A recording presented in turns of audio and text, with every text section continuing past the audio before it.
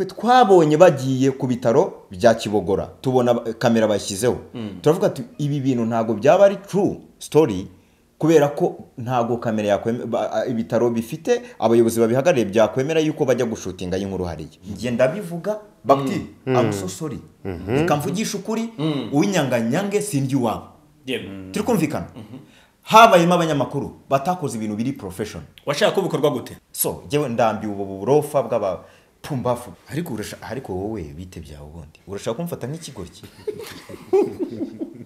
mani wowe bireka mbanze gutuma byibura naraseka woya suguseka urumva ibintu arimo nambaza ngo kuki utifatira umwanzuro ubu wamfatira umwanzuro wo gutera inda wowe ariko umunsi navuze ngo vavara rwa ariko si cyane ngiye nihamagariwe n'umuntu arambwira uti vava nibwo natangiriye kugenza makeya ndavuga nti ibi bintu nzongera kubikoraho nasuye vava tekereza ko abandi bose bahamagaraga vava ntanabitaba ariko vava yabona ari nimero ya Justin muhamagaye agahita avuga uti iyo nimero nimuyifate rero niyo mpamvu ngiye muri ngewe hajemo ikintu cy'igikomere kinateye ubwoba kubona mvuga ngo umuntu ngo ararwaye ngo ariko ntarwaye cyane ngo iyo ndwara se yo kumwica bikava mu kanwa kanjye bikarangira wa muntu agize ute apfuye ngiye nahise numva ko mfite uruhare nk'urwa 70 mu kwica uwo muntu hari ahantu nagiye nkuvuga nabi nkwita umuntu w'umusikama nkwita umuntu w'umutekamutwe ibyo nambanzana no gushimira ko utaranjyanye muri ribu rero icyanyicaje zanga no kukubwira uti ndakwinginze umbabarira umpa imbabazi nta rundi rwitwazo ndibuzana imbere yawe kubera ko narakosheje ibirenze 100 kuko nimba mvuga ngo vava ari inshuti yanjye nkaba uwa mbere mu gutuma imiti itamugeraho ubwabyo ubwo nari ndi inshuti y'indyarya iraho ngaho ireba inyungu zayo kuruta kureba inyungu z'inshuti yawe aho nabaye indyarya ntago mbababariye kuko ari ngewe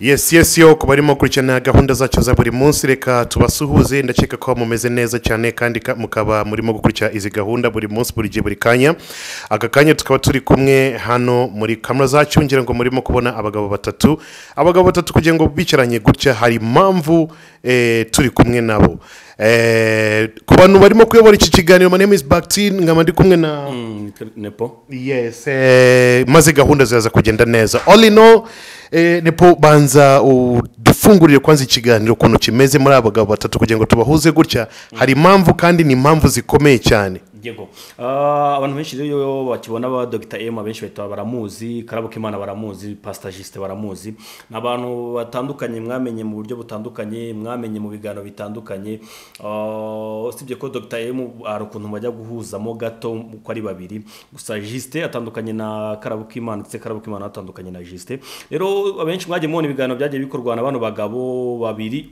ukwemo Dr. M bitandukanye cyane kuri nyakwigendera vava cyangwa se dore imbogo bitewe n'uko wamumenye n'izina umenyeyeho Justin mwamumenye kubigana akora avuga kuri nyakwigendera ndetse mu buryo buri negative cyane ndetse na Karabuka Imana babikora mu buryo bumwe ariko uyu munsi turi kumwe nabo bicaranye na Dr. M ni ibigano atishimiye kuri bano bombi aho yabinengaga cyane kuko ngo byaramuseserezaga cyane ndetse bikamubangamira cyane yaba ari mu rukundo rwiwe na nyakwigendera vava tugiye kuganira rero tugiye kuganira nabo twifuje ko tuganira ndetse bamwe muri bo nabo babyifuje kugira ngo twicare kuri kamera tugire ibyo tuvuga dushyiraho umucyo yes reka tugaruke mu magambo amwe namwe yavuzwe na Justin amagambo amwe namwe yavuzwe na Karabuka Imana ayo namagambo yarakomeye cyane mu buryo bumwe cyangwa ubundi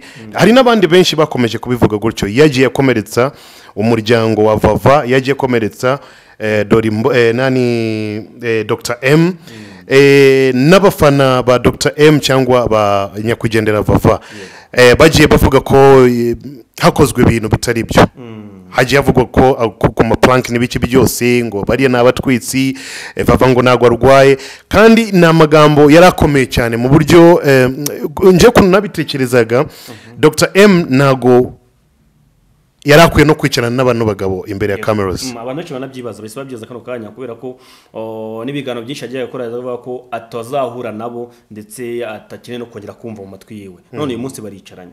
Yes, reka dutangire kwanza kwa bose, reka tubahe kwanza umwanya badusuhuze. Yego, abantu bose badukurikiranye turabasuhuje kandi by'ukuri barabona yuko umuntu aba afite n'ibimwaro n'amasoni y'ibyo umuntu aba yaragiye avuga. Rero ariko turabasuhuje kuko ngiye muri iyi minsi mfite urugendo rutari guhagarara rwo guca bugufi mu rwego rwo kugira ngo nkosore ibintu byose nakosheje cyangwa se ntunganye ibintu byawe byarahindutse umwanda. Turabigarukaho. Yego. Kize kuri Karabo k'Imana. Murakoze cyane. Ndabasuhuje mwese abadukurikiye kuri izi channel zose zombi. Ni Karabo k'Imana. Nanjye nje hano kugira ngo musabe imbabazi Dr. M bitewe n'ibintu nagiye muvugaho, arabizi kuko mu biganiro yagiye akora yagiye angarukaho ati Karabo k'Imana wowe ibintu uvuga ibi nibi urimo urarengera. So kuba yemeye ko tunahura twicarana ndabigushimiye. Ndabigushimiye cyane. Ubwo ndumva abantu baze kuguma hafi hano ntibaze kunyeganyeza channel zabo cyangwa se murandasi, ibintu bigiye kuvugirwa hano ni ibintu bifite imbaraga bikomeye cyane. Ntago nshaka ko tuza gukomeretsa cyane Dr. M, reka ntange warning kwanza. Aracyafite ububabare muri ibi bintu byabayeho. Ejo naranamubwiye ngo please my brother gabanya no gukora ibi biganiro kuko uracyababaye kandi wataye n'ibiro. Ibi bintu nukomeza kubyinjiramo cyane mu magambo y'abantu hari ukuntu byanagusaza. Reka dutangirire kwanza kuri Karabo k'Imana. Karabo, amagambo waje uvuga Dr. M, ibi bintu reka kwanza ibi bintu urabyibuka aho byatangiriye? Ibintu ndabyibuka aho byatangiriye. Ntabwo ari wowe, ndimo kubaza umunyamakuru mugenzi wanjye hano, urabyibuka aho byatangiriye? Nakoze ikiganiro ndi mu bitaro bya Kibogora mu karere ka Nyamasheke.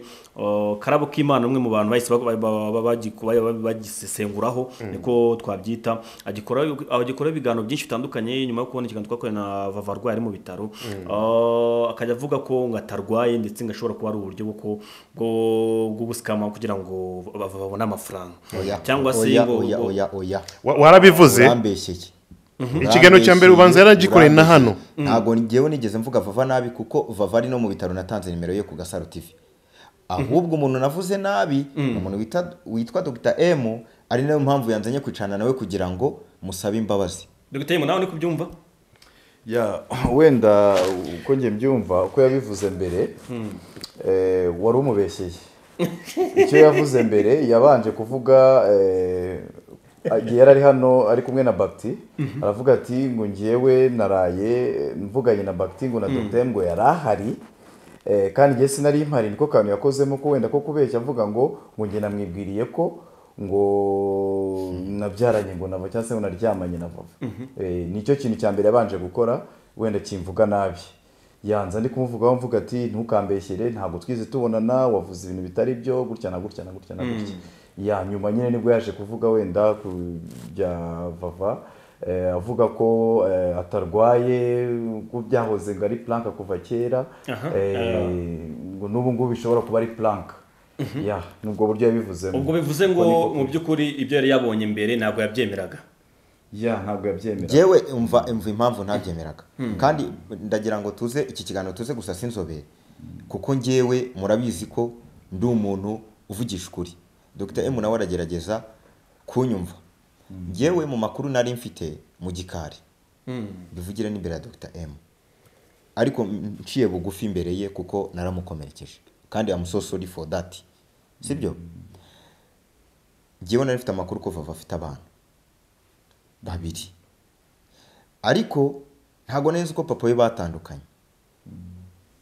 Ngewe rero numvaga Vava yaraje Kigali agahisha yuko kuko ngiye Vava yari reka ne kumena amabanga, ariko mu byo nari nuko yari afite abana, ariko noneho abana nari nzi ko bafite se.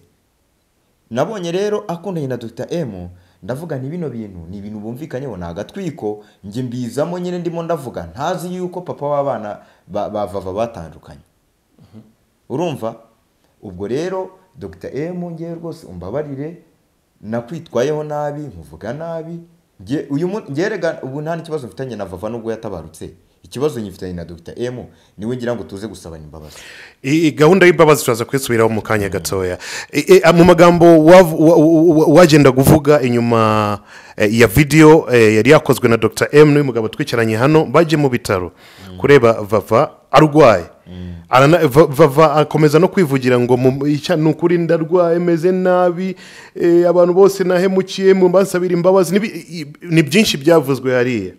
Ariko maze kubona video nk'iriyo umuntu ari mu bitaro kandi ni bitaro bya leta aryamye hariya mugakomeza kuvuga ngo nagatwiko abantu mudukurikiye kuri zicano zo ubundi biriya bintu byabaye rwose munababarira abantu bagiye bakritika ariko abanagiye bakritika baze basaba imbabazi.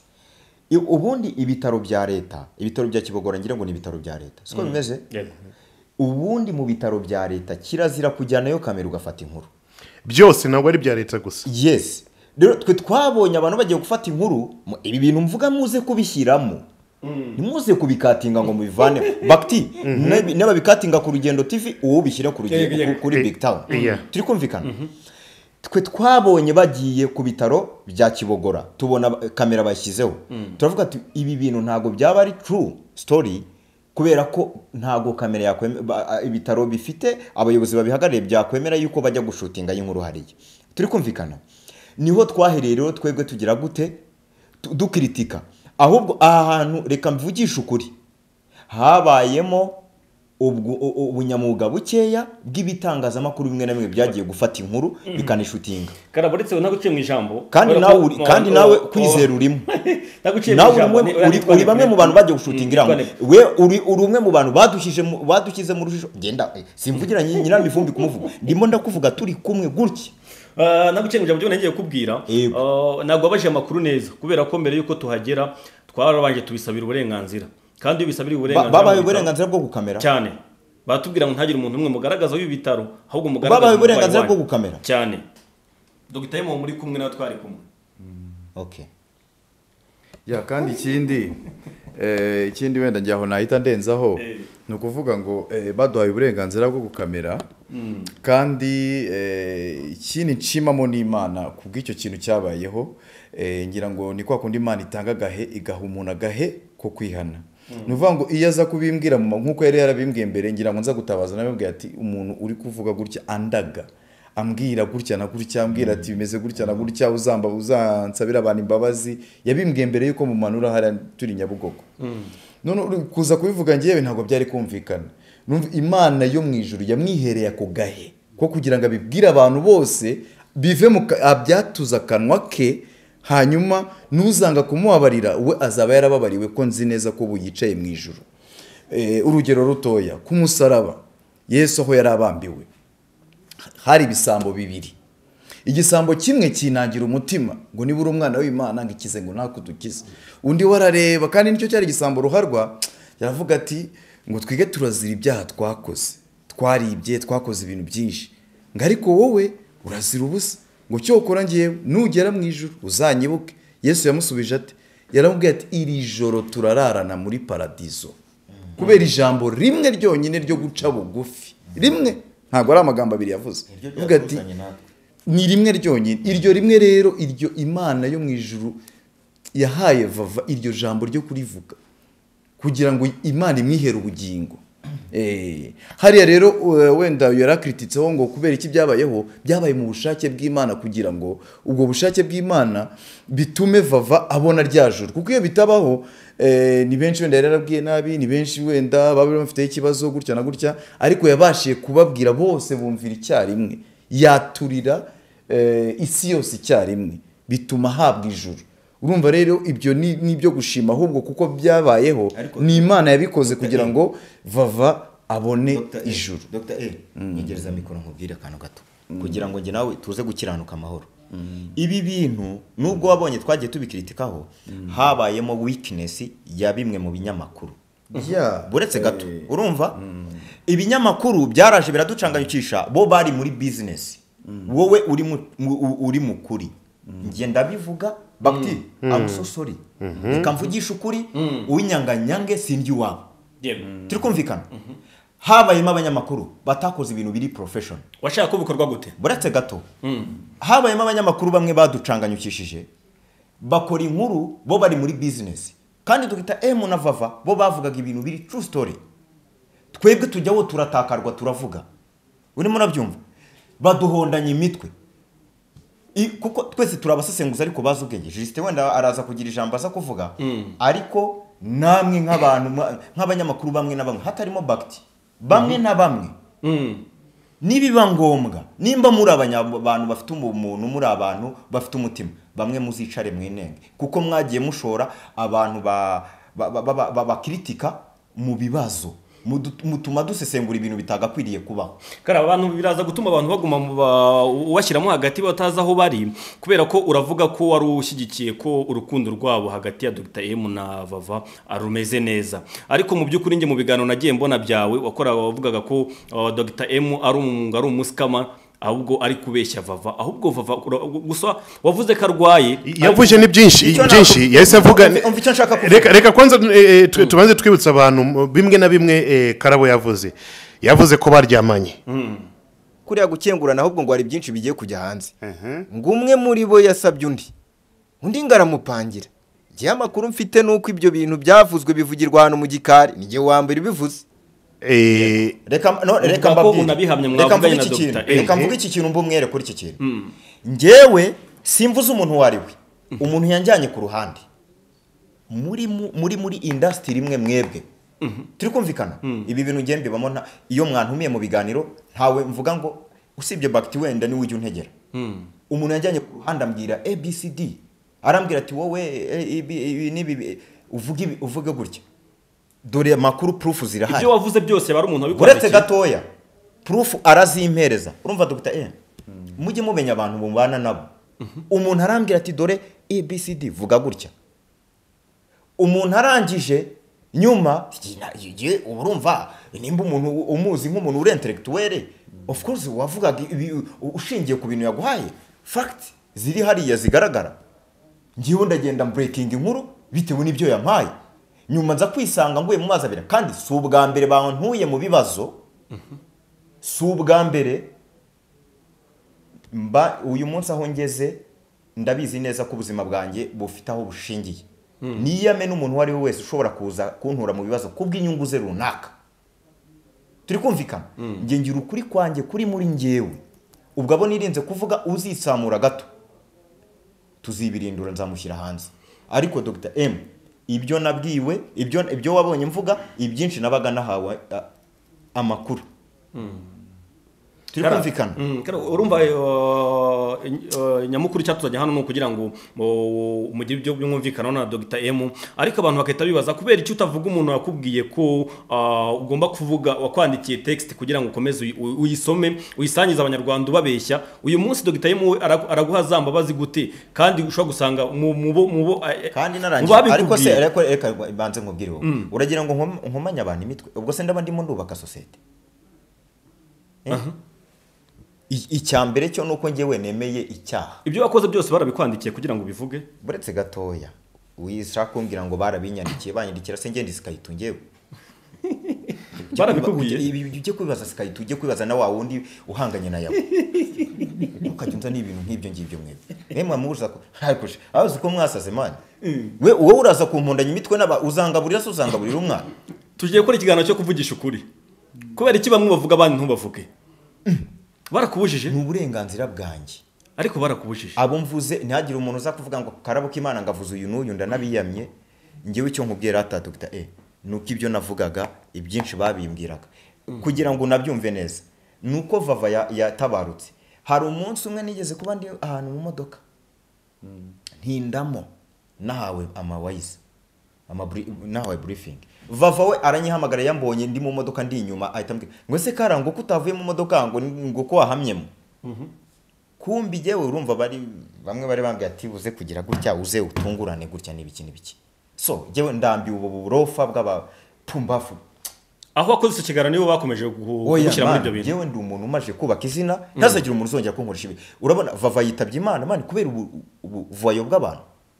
Yitabye Imana umuntu aza kuburifinga ko njye nta n'ibihumbi 10 bampa, nta n'ibihumbi 5 bari bampaye, ariko umuntu oya uwo muntu ntanabyumva nashaka ntazongere kuntumira. Karabo uyu munsi uri umupapa wubatse mukuru ndetse ufite n'imyaka ikwemera gufata icyemezo kuri wowe ku bwawe ku giti cyawe, kubera icyo abantu bagiye bagujya mu matwi gutyo ubwa mbere bagukora ibyo ngibyo uvuze none ejo bundi bakubwira ibindi ngo bivuge, kubera iki wowe utifatira umwanzuro? Ariko wowe bite byawe ubundi urashaka kumfata nk'ikigoryi? Mani wowe bireka mbanza gutuma byibura naraseka woya si uguseka. Urumva ibintu arimo arambaza ngo kuki utifatira umwanzuro? Ubu wamfatira umwanzuro wo gutera inda wowe? Njye ndi kukubaza wowe urambaza iki? Kubera icyo umwanzuro wifatiye abantu bakomeje gushuka gukomeza kuvuga ibintu utizeye. Banshuka we ntabagushutse? Oya ntabwo banshutse, njye ntabanshutse. Reka sha nta numwe abo kuko mu by'ukuri wowe wamaze kubyemeza ko hari abagushutse bakwandikiye. Mubaze Justin ibyanjye ngiye narangije kubikemura ni ikiranuye n'Imana, Imana inambabarire. Sawa, reka twimukire kwa Justin. Nawe ku ruhande rwa Justin havuzwe menshi cyane akomeye avugwa na Justin.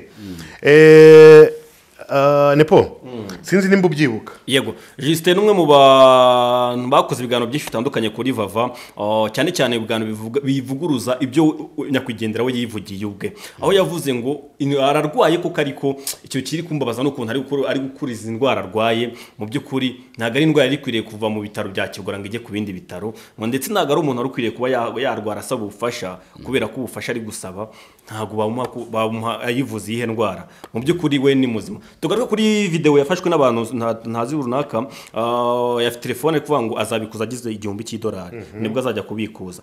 Yaje aravuga ngo mu by'ukuri iriya video niyo nari ntegereje, mbonye ibyo nababwiye n'ibiriya Vava nibura bucuruza arimo. Ndakeka siko bimeze Justin. Uyu munsi ariko biratandukanye mu bitewe n'ibyo wavuze mbere. Uyu munsi ibyo uri kuvuga bitandukanye n'ibyo wavuze mbere. Aragaruka asaba imbabazi bitewe n'uko yahuye na mama we ndetse anamenya no kuri nyuma yuko yitabye Imana nyakwigendera. Uyu munsi rero turamufite ari kumwe na Dr M. Yanavuze ko Dr M urukundo rwabo watarwemera ntarwo abona. Aha, tutaranakomeza kwa Justin muri aya magambo wasobanuye, reka tubanze duhe Dr M kugira ngo atumenere fresh mu magambo yamubabaje cyangwa mu bintu byamubabaje byavuzwe na Justin. Yes, Dr M ngira ngo warabyumvishe.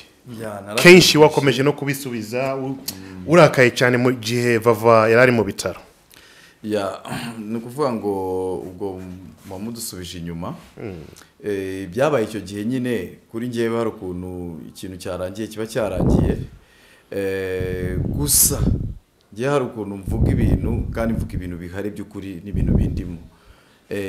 Justin nigeze wenda hari ibiganiro yagiye akora avuga ngo mbere y'uko bira bindi biza by'uburwayi avuga ati ngo naramuka ngabanye na Vava ngo ngiye ngo nziyambura ubu pasiteri. Iryo ni ijambo we yivugiye.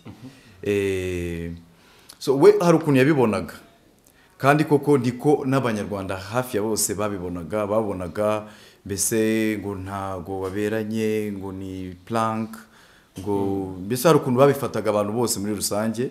Urumva rero n'abasesenguzi hari ukuntu bazaga mw'iyo shusho nyine bitewe n'uko bari kubona wenda amakomantere ari kuvuga. Urumva icyo ngicyo kibanze kibe clear, ibyo ni ibya kera, icyo cyo ngira ngo nanakimubariye kera kuko bibaho, ibyo bibaho.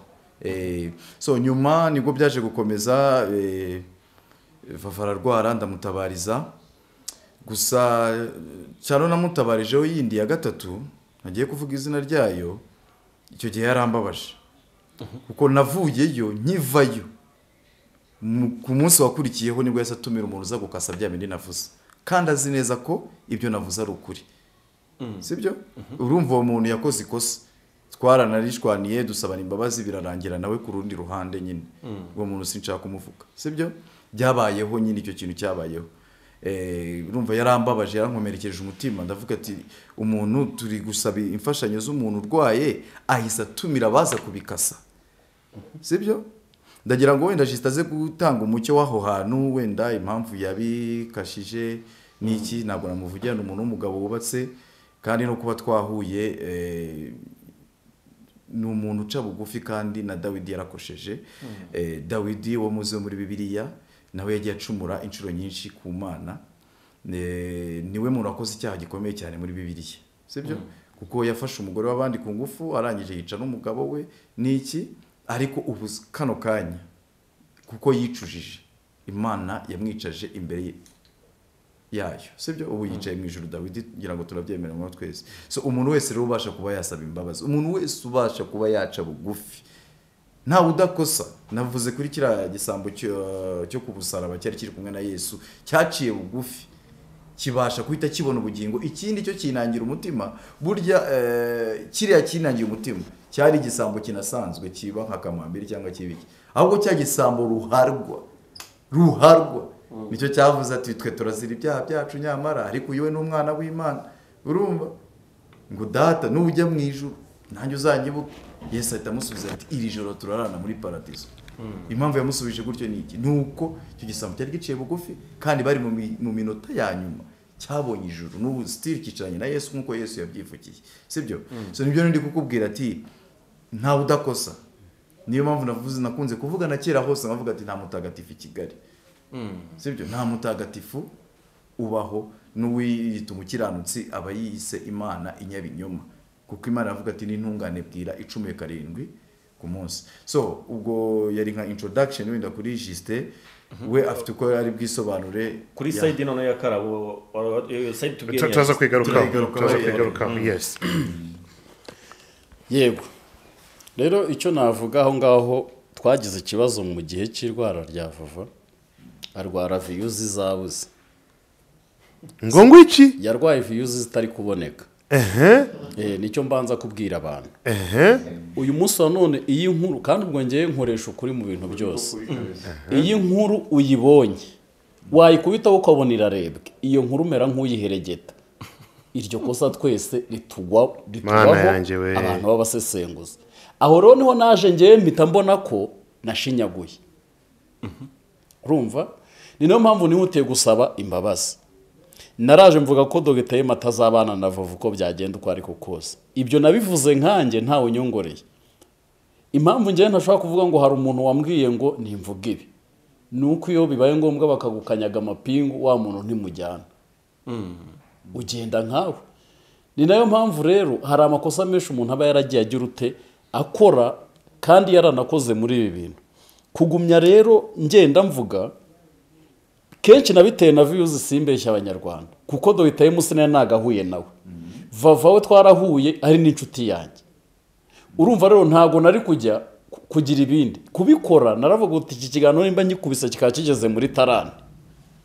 reka nongere mpiga ibindi bintu kuri Dr M ngende mu bwonko bwanjye nujuje none muri uko kugenda nujuje ariko simenye ko ndi gusenya nde Dr M nawe akaza akavuga umuntu ari mwarapfa tukagira andi makuru avuga uti biriya bintu nagatwiko ariko umunsi navuze ngo Vava ararwaye ariko si cyane njye nihamagariwe n'umuntu arambwira uti Vava ararwaye nuko indwara arwara igihe imuha agahenge umuntu akaba yagira ngo umuntu utabizi akaba yagira ngo nagatwiko nibwo natangiriyeho kugenza makeya ndavuga nti ibi bintu nzongera kubikoraho nasuye Vava nkagerageza no gutekereza ko abandi bose bahamagaraga Vava ntanabita ariko Vava yabona ari nimero ya Justin muhamagaye agahita avuga uti iyo nimero nimuyifate rero niyo mpamvu ngiye muri njyewe hajemo ikintu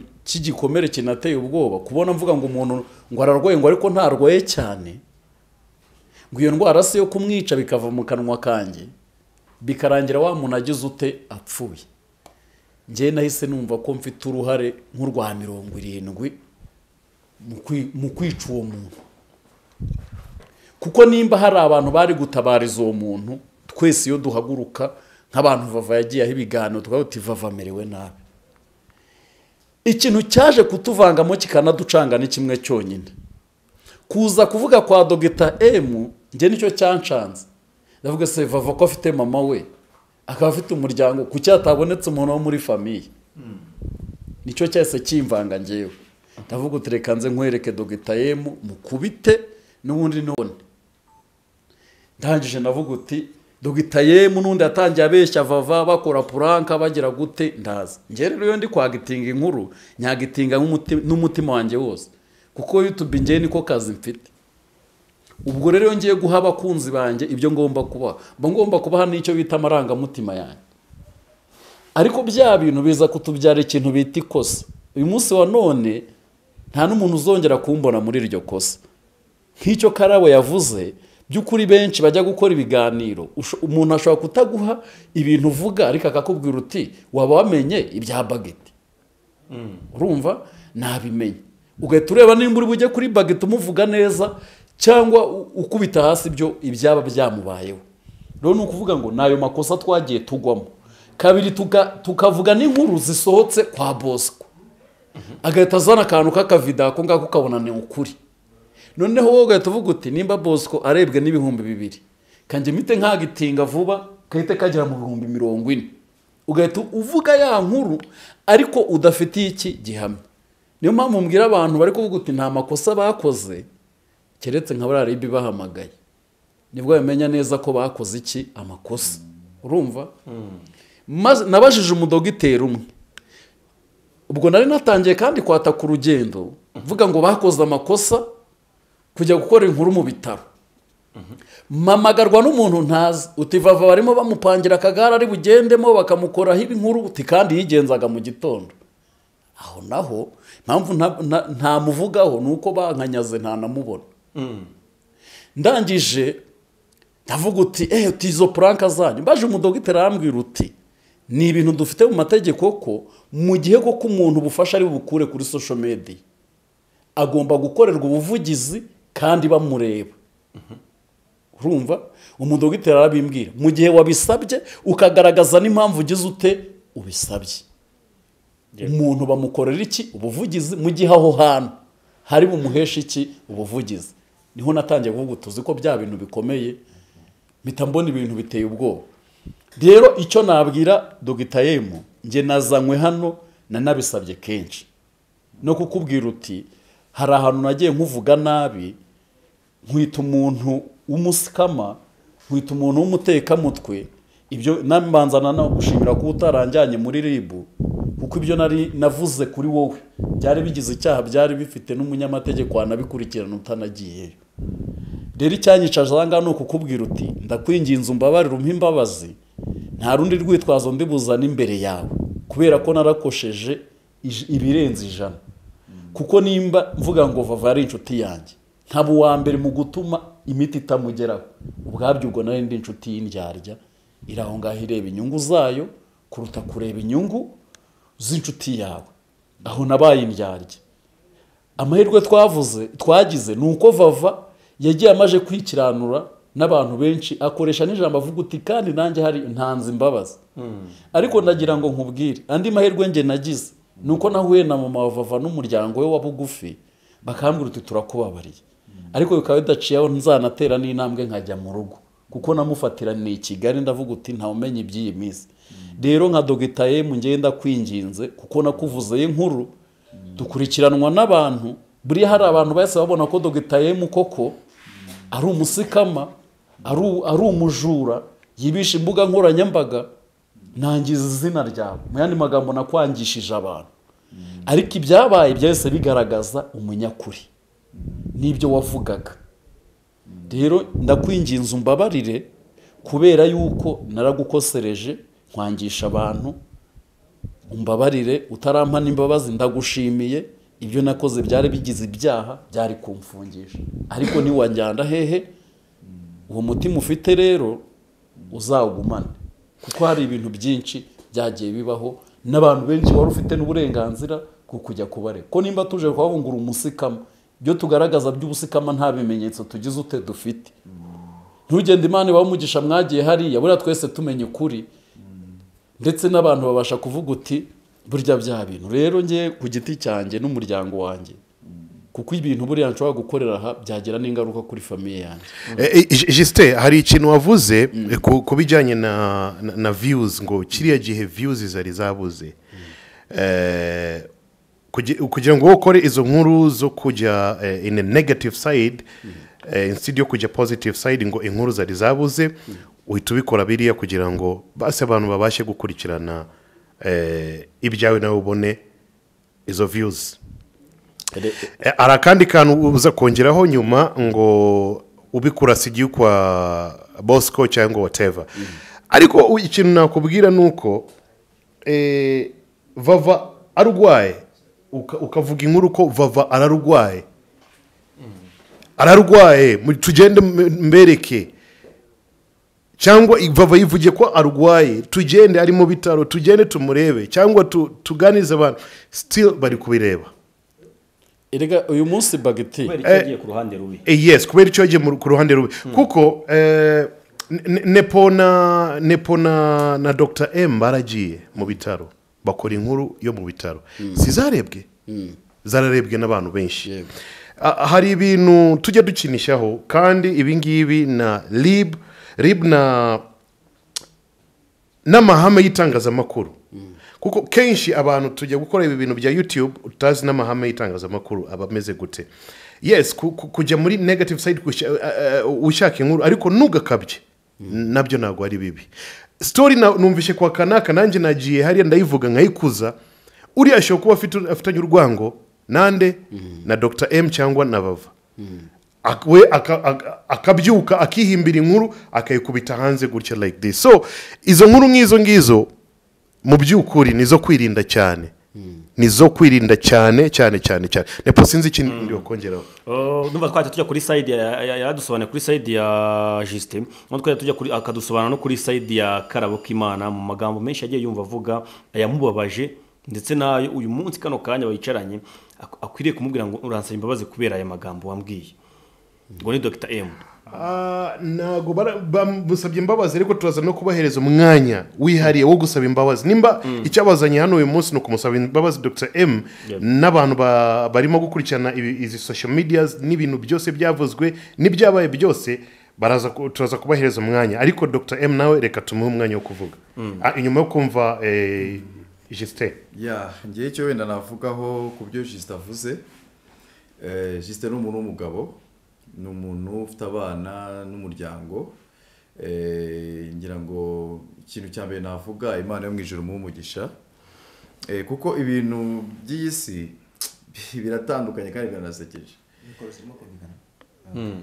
Biratandukanye kandi biranasekeje. Ugasanga nk'umuntu ntagiye kwirwa mvuga izina rye abantu benshi ba Jihad n'abantu bagiye bamentioninga cyane ngira ngo Justin ntabwo yaje muri iriya space hari abajemo babiri sibyo ugasanga n'ubu ngubu baracyakomeza ngo kwihagararaho. Uziko kwihagararaho icyo gushatse kuvuga Farawo Imana yaravuze ati yabwiye Mose ati genda ariko nzi neza ko Farawo atazagukundira atazemera kureka ubwoko bw'Imana ngariko nubwo atazabyemera nzamwereka ibimenyetso 10 ku kimenyetso cya 10 azemera ibyo ngende kugutuma kugira ngo ampereze ubwoko bwanjye. So Farawo yarakomeje arinangira rwose afunga umutwe bitabaho ariko ku cyago cya 10 kimaze kumugeraho yarapfukamye aravuga ati ni muva ngaha mwa bwoko bw'Imana ahita birukana urumva bageze mu nyanja itukura ashaka kubakurikira ngo abagirire nabi. Imana yakoze iki? Yahise yica babiki b'Abanyegiputa bose. Farawo asigara apfukamye imbere y'amazi avuga ati baba we none ubu ngubu nemeye Imana ko Farawo ntabwo yapfuye. Farawo munsi ntabwo yapfuye nyuma yaho. Oya Imana nicyo ngikundira. Ntabwo Imana ari kwita yica Farawo sibyo yagomba kugira ngo abanze abone bya bindi yari yaranangiye umutima imanzi imwereke kwanza hanyuma izamwice nyuma nuko nguko. So nibyo nandi kuvuga wenda nshimira Justin burya umuntu w'umugabo ufite umuryango ufite umugore n'abana utaha ubundi uwo muntu aba ari umwami mu rugo rwe sibyo kubona umwami waciye bugufi rero niki Imana yakundiraga Dawidi sibyo Imana yakundiraga Dawidi kuko nubwo yakoraga biriya byose ariko yarafataga ibaze kubona umuntu w'umwami n'urugero wenda ukabona nkandese nka Trump ukamvuge Trump ukabona yambaye ibigunira cyangwa se yisize ivu ari kwirukanka muri Amerika ahantu hose ari kuvusaba Imana imbabazi. Uri kumva icyo kintu? Ibyo Dawidi yarabikoraga ari umwami mu gihugu cy'igihugu cya Israel, n'igihugu cyari gikomeye cyane icyo gihe, sibyo? So Imana nicyo yamukundaga, yareba ukuntu yicishije bugufi, ikavuga ati nakira cyakoze ndajya cyumva cyane kikuweho kubera umutima wo kwihana. So uwo mutima wo kwihana rero ni umutima ukomeye. Ubundi ku muntu w'umunyabwenge guca bugufi ni ibintu byoroshye, ariko ku muntu w'umuswa winjije mbivuge mwayo magambo, aba yumvaga abantu bari bita bamusuzugura, akumvaga abantu ngo barabifata gute ngo ngiye nivuguruza. Ubwo muri kumva nyine ya side yindi yo muri space ya jihad, urumva ya space ya jihad bakoze nyine ngo mwayumvise, si ngombwa ko mvuga iki. Usanga ari kwirigiriza, ari kwigira iki igikomere gutyo, nibwo abantu bari kugusuzugura cyane. Rero ahubwo wa muntu waciye bugufi nk'uko Imana imukunda, niko n'abantu bahita bamukunda, kuko aba ari umuntu uzi kwicisha bugufi, aba ari umuntu uzi ko iyi si iminsi tereka inzovu mu rwabya, abazi neza ko iminsi ari imitindi, abazi ko tubaho agahe gatoya ku iyi si. Agahe tubaho ni agahe gato cyane, nk'uko nabivuze ejo, ni imyaka itarenze 80.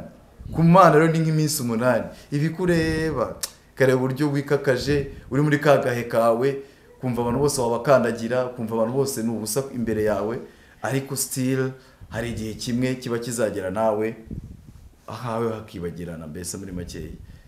Kuko abantu turi umukungugu nk'uko Imana ibyivugira, yaturemye mu cyondo. So uyu muntu rero ujya kwiyemera akishyira hejuru, uwo muntu aba afite ikibazo n'ukuri. Nicyo kintu navuga, umunyabwenge kw'iyisi ni umuntu uzi kurinda akanwa ke, n'umuntu uzi kwicisha bugufi, n'umuntu uzi gusaba imbabazi mu gihe cya nyacyo. Uwo muntu burya yisa yibaho neza kandi ayibanaho amahoro, akazanibonera n'iryo juru nyuma y'ibyo byose.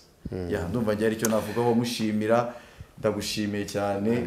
Reka tubahe umwanya wihariye. Nge ndi umwana kuri we, ashobora kuba ndusha nk'imyaka irenga 10.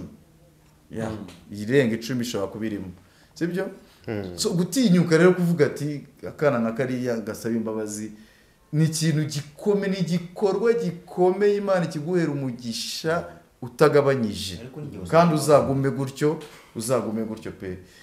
Nawe Karabo, wenda nicyo navuga. Karabo, wenda nicyo navuga, nawe Imana iguha umugisha kabisa, bikuye ku mutima. Na mbere hose nibyo ndi kuvuga, na mbere hose igihe mwakoraga biriya, uzi ijambo nakunda kuvuga, naravuga ati ntago bazi ibyo bari gukora. Iyaba babikoraga Vava arwaye byo nakabaye numva ko ari social media, ariko bari kwikora arwaye bagakumira inkunga ze. Iyaba babimenyaga ntago babizi, ariko noneho niko navuga kumpaye imbabazi nabyo ndaziguhaye. Nazakiriye, Imana ihabwa icyubahiro mu ijuru, aho yicaye ku ntebe imbabazi. Imana ni ukuri ushimwe, mukuri ingofero. Ariko rero bazadutegure part 2, tuganire birambuye, nta kibazo, ugira amakuru, nta kibazo rimwe na Prote. Yes, Nepo, gira icyo ubwira bano bantu. Tutarasozamo gato, hari akantu haruvuze uri kuri side ya Justin, uratubwira ngo ariko Karabo k'Imana ndamugarukaho nyuma, baze mubwire gutya amenye nibyo ngiyewe numvishe byambabaje, ariko nifuza ko uyu munsi ndetse nanagushimira ko wateye intambwe kutazongera kubivuga, nubwo bwose nkubabari, ariko bino byarambabaje. Buriya zijambo wenda nahita ngusubiza Nepo, uzi kubaza pe, ntari uzi kubaza, ariko reka ngukasemo gatoya, sibyo? Ubundi gusubiza inyuma ibintu ntago ari byiza, sibyo? Ego wenda twaje ahangaha gusabana imbabazi, sibyo? Ariko gusubiza ibintu inyuma ntago ari byiza, kandi iyo ubabariye ibagirwa. So narangije kumubabarangira ngo babibonye. Twatugize ngo tubisanishe n'ibyo umaze kubwira Justin. Twabigarura. Ntago ari ngombwa ko twabigarura. Impamvu ushaka ko tubigarura, urashaka akiva kwiga mu Bushinwa nimba mu Bushinwa. Nepo we nimba uri murandwanya wowe, ibintu byo gusubiza filime inyuma byibagirwe, nawe byibagirwe. Wishaka ko wongera kunta mu mazi abira, ngize amahirwe ndayajandutse. Okay, reka tubikore gutya.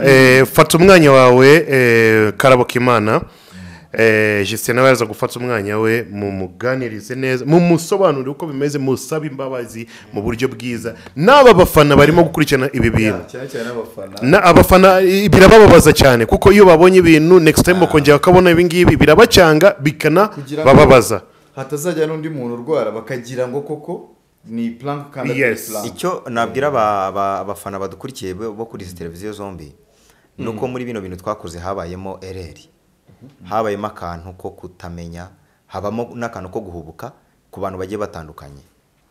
Njye na Justin nitwe tubashe kuboneka dusaba imbabazi, ariko hari benshi bihagazeho kandi tuzi neza ko bahagaze ku mafuti, sibyo? Rero ikindi ngira ngo mbwira abafana, iyi ereri yabayemo cyangwa ibi bintu byabaye ntabwo twe tuzi ko Vava azitaba Imana. Ikindi mumenye ko izi mbuga nkoranyambaga ni it's business. Icyo cyo mubanze mucyumve mukire mu bwonko bwacyo. Nituza tukabasetsa tukagira gute, ntabwo ibintu byose tuzaba tuvuga ntabwo bizaba ari ukuri 100%. Hari igihe tuzajya tugobekamo akantu ko kugira ngo umwenyure. Nese ko mwitabira ari amarushanwa abera muri aya mahoteli agiye atandukanye mukishyura kandi bababeshya. So rero twebwe turaza ukavuga bitewe wenda ukavuga uti wenda hari umufana wanjye nkunda uba muri Amerika ngiye kumugobekeramo akantu gatuma yishima. So ntimukaremereza ibintu, nimwumva ibintu. Ikindi ngira ngo niyame cyane cyane abanyamakuru bakora kuri YouTube babona ibintu bibaye, abinfluencer bakoze ikosa mugahita muhamagara RIB, murimo murisenya. Nta mwibagiwe aho mwavuye, mwibagiwe ababazamuye. Kuba wasabira akarabo k'Imana kujya iwawa, nshuti yanjye, ni banyogosha umusatsi ukabona hariya mfite umutwe wogosha umeze nk'indererwamo, ntekereza ko atari byo bintu bizakunezeza. So ni umu-influencer nakora ikosa, mugira amafederasiyo, ikosa turaryemera, ariko mwitamo dusabira kujya iwawe. Ibigori murabifite byo kuzaduha tukarya, mufite ahantu muzaturaza. So mugire umutima wa kimuntu, mwe kuba inyamaswa. Umuntu nakora ikosa mujye mwumva ko ikosa ryabaye, wowe ntukora ikosa. Ariko tujye tuvugisha, ndabikira Justin, tujye tuvugisha ukuri. Ikosa riraba, nawe udukurikiye ukora ikosa. Ibintu byo mwihaye byo gufunga mufungura, ibyo bintu ntago ari byo mubyibagirwe. So twe tujana dusaba imbabazi, ariko mujye mwumva ko turi abanyarwanda nkamwe, kandi turi abantu. Niyo twaba tutari abanyarwanda turi abantu nkamwe. Ntimukatwifurize kugenda ngo runaka navuga ngo Justin ngo mufunge ngahere ngo imfunguzo muzite muri toilette. Ngo nguki ngo karabo k'Imana ngahomba umwana we ntwari ngo ye kumubona. Ibyabaye harimo showbiz, harimo entertainment, aho twakosheje twasabye imbabazi, ariko ntimukagire namwe umutima w'urwango. Niba mfunga se nkagenda ngapfira muri gereza uzishima. Imana ishimwe. Tutarakomeza kuri Justin, mu kiganiro cyawe kano kanya ugarutse cyane ku cyanye no gufungwa.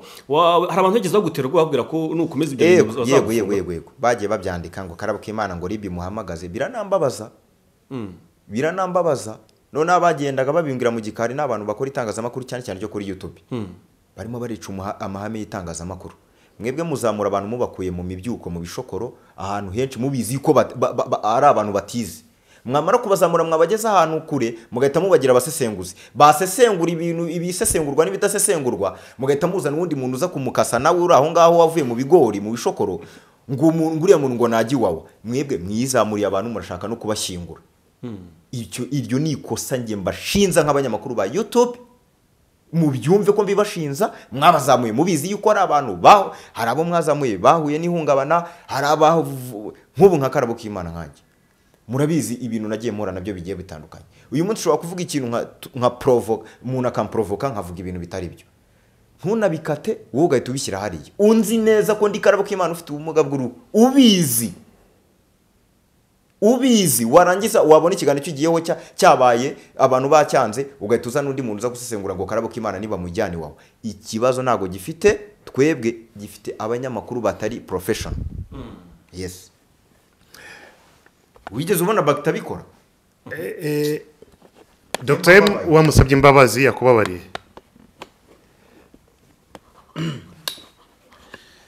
Murakoze cyane. Ngiye cyo nabanza gusaba imbabazi, ndasaba imbabazi abantu badukurikirana mu buzima bwa buri munsi, bakanadutuka muri comment ariko bakihangana bakabireba. Imana ibaha umugisha, ariko mbasabye imbabazi. n'abakunzi ba Dr M. Hari n'ukurikiranye urugendo na Big Town, ambonye ari ubwa mbere n'umuryango wa Vava n'abakunzi ba Vava nabasabye imbabazi barazima. Wenda ari unkurikiranye ari ubwa mbere, nawe musabye imbabazi, ambabarire, kandi ngikosa naguyemo ntago nzongera kurigwamo ukundi. Ariko simvuze ko buryo umuntu ukora arakosa, umuntu ukora ari igihe ashuduka akosheje, ariko iryo naguyemo nzi naguyemo sinzongera kurigwamo. Nunga mu byo Karabo k'Imana yaravuze, umuntu nanone nakora ikosa agasaba imbabazi, ni ukuri mujye muduha imbabazi kuko tuba tuzikeneye, kandi ntago iki kiganiro giteguwe mu buryo bwo kugira ngo tubone views, ahubwo ni ukugira ngo imitima yacu iruhuke. njyewe ubu ngubu nafashe gahunda yo tugiye mu bintu biri serious, nzajya mbabwira nushaka unyime views ureke no kukireba, ariko ibi bintu biri serious. Yego. Ntabwo nshaka views mu bintu biri serious, ntabwo nzashakiramo views. Yego. Uyu munsi wa none nari kuzahura na Dr M, wenda nta n'umutima muba mfitiye, nkahita nkebereza nkareba ahantu njye, kandi wenda aho hantu twari tugiye guhurira hari umugisha wanjye. Uyu munsi wa none niyo mpamvu kugira nabi ntago ari byiza, ariko by'ukuri Dr M Imana guha umugisha kubw'imbabazi ufite no kwicarana natwe ahangaha. Ntago wakicaranye natwe uri nk'umuntu gutya. Hari umuntu undi yaje amukora inkuru aramubwira uti, aravuga uti uriya sinzi naho yabatirijwe, iyi mirimo akora ntago yemerewe. Ahita afata urwandika mujyana he muri RIB. Ibirabwira uti mugende mwiyunge muri abantu b'abagabo. Ariko izo mbabazi zari z'ibihumbi 600. Urumva? Uyu munsi wowe twicaye ahangaha, uduha umwanya wawe, uduha n'igihe cyawe, uraza nta kindi kikuzanye, nta n'uwo kuguriye fanta y'igihumbi, uduhereza iki? Imbabazi. Rero uwo mutima ufite, abakunzi bawe batubabarire, kandi nibamara kutubabara natwe abakunzi bacu, bene aya makosa kuri njye nka Juste ntago uyu mwanda uzongera kumbaho. Nice. Side zombi bamaze kugusaba imbabazi Dr M. Mu by'ukuri uko byagenze nuko nguko nabicekaga, ntago nabiceka ko biri bugende gutya, kuko ntago nifuzaga ko umuntu numwe waza kugukomeretsa muri iki kiganiro, kandi byabaye. Reka gira icyo utubwira, kuko ibyabaye byarabaye, twese turabizi, ni ibintu bibabaje mu by'ukuri.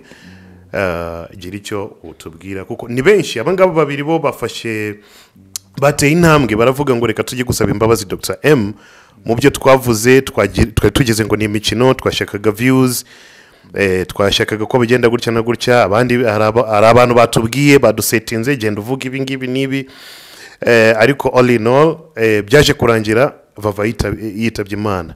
Bose bahita babona ko ibi bintu twakinishaga ntabwo ari imikino, it was true. Byari ibintu bibabaje, byari ibintu biteye agahinda, byari ibintu byafungaga imfashanyo zagombaga kugera kuri Vava, maybe abadokita bamukorere ibirenze aho muri byo bakoraga. None uyu munsi bose imitima yabo irimo kubashinja ngo ibyo mwakoraga ntabwo ari byiza, ntabwo ari byiza. Niyo mpamvu bafashe gahunda cyangwa umwanya wabo wo kuza kugusaba imbabazi. Wumvishe byose bavuze, ibyavuzwe mbere ntabwo ari ngombwa ko tubisubiramo cyane, ariko nawe gira icyo utubwira, gira icyo ubabwira nabo ngabo bagusabye imbabazi.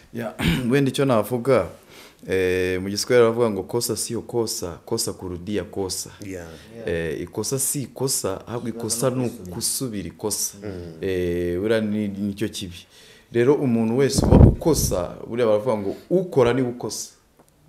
Buriya umuntu uryamye mu buriri ntabwo yakosa, kuko aba ari ahantu hamwe nta n'icyaha yakora. Ariko umuntu wabashije guhaguruka akagenda agakora akagira ute, uwo niwe ubasha gukosa. Kandi umuntu muzima nk'uko nabivuze haruguru, ufite ubwenge butekereza bw'ubumuntu, iyo ukosheje usaba imbabazi, kandi iyo usabye imbabazi urazihabwa, kuko niko itegeko ry'Imana rivuga ati mubabarirane ibyaha byanyu kugira ngo namwe muzababarirwe. Mwumve kano kantu, ntabwo mbababariye kuko ari njyewe, mbababariye kugira ngo nanjye nzababarirwe, kuko nanjye ntabwo ndi mwiza 100%. I'm not perfect, ntabwo ndi parfait, niko nenda nabivuga mu Gifaransa, sibyo? Umuntu wese kuri iyi sarakosa, batanze urugero rwa ba Dawidi bagiye bakosa, ba Abrahamu bagiye bakosa, sibyo, igihe yatambaga igitambo akisinzirira, sibyo, ngira ngo Imana yaraje itimukebura inamubwira nabi, iramubwira ati simpannye wowe nzahana urubyaro rwawe, ibwira Abrahamu. Gisita dufasha Bibiliya, ibyo ni ibintu biri mu itangiriro.